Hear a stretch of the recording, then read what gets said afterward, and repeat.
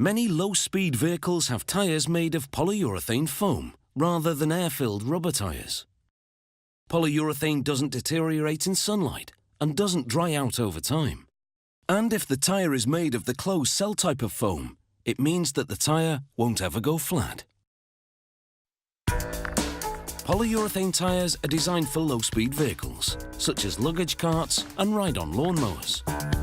This particular type of polyurethane foam has a closed cell structure, which prevents a flat, even if the tyre gets punctured. Millions of air bubbles encapsulated within the foam give it the required bounce factor. The first step is to take an aluminium model of the tyre and make a production mould with it. This tyre is for a forklift. The mould will have two halves, each one lined with a tread ring to prevent the cast tyre from getting stuck in the cavity. To make each half of the mould, they centre the model in a base. Then fill the space around it with polyurethane elastomer. This is a solid type of polyurethane, as opposed to the foam type that they use to cast the tyres. They stir gently to move air bubbles to the top.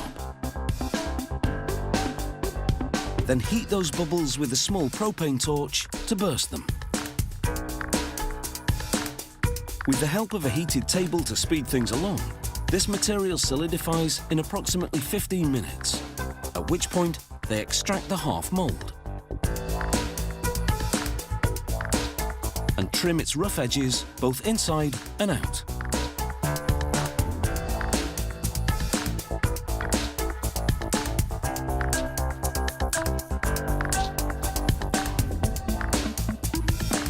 Then they marry the two halves and the production mould is ready. Most companies buy foam mixtures ready-made. This one blends its own in order to have a strict control over the formula. Technicians weigh out the chemical ingredients manually with a scale that's accurate to within 45 grams.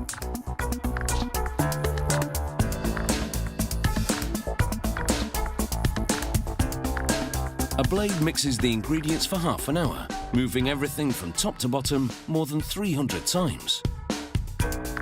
This ensures the mixture is evenly blended throughout. Before using this foam to cast the tyres, there's a quality control test. They take a sample from the batch and let it rise and set, which takes about a minute.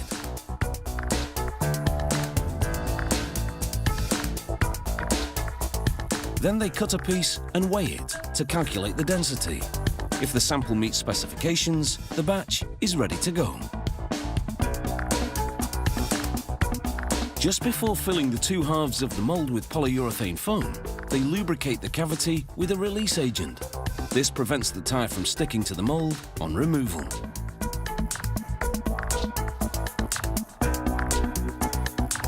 A press keeps the mould closed and in place on the filling machine. The machine spins the mould while the foam flows into the cavity through a hole at the top. The centrifugal force distributes the foam evenly. In less than a minute, the foam, although not yet fully cured, is firm enough to be extracted. They open the mould, remove the tread ring, then dislodge the cast tyre with a short blast of an air gun. They trim the excess foam from the centre, and this can be used to make other products, such as floor mats. Here's what the tyre looks like before and after trimming. The polyurethane foam takes a further 24 hours to fully cure.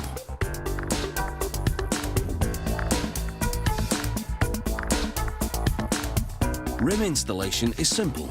They place the rim on a base, followed by a mounting cone, then the tyre. A press snaps the centre of the tyre over the edge of the rim.